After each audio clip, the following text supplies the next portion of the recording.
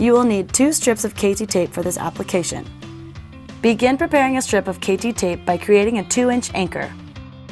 This will be placed just below the shoulder blade, close to the spine. Pull the backing away from the tape to leave a 2-inch anchor at the other end. Apply a moderate stretch on the tape with one hand while adhering it diagonally over the shoulder blade, ending on top of the shoulder. Apply the opposite anchor without any stretch and finish with a gentle rub over the strip to improve adhesion.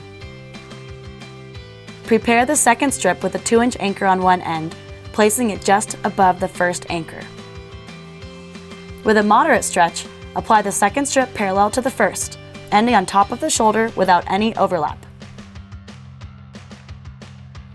Apply the opposite anchor without any stretch and finish with a gentle rub over the strip to improve adhesion.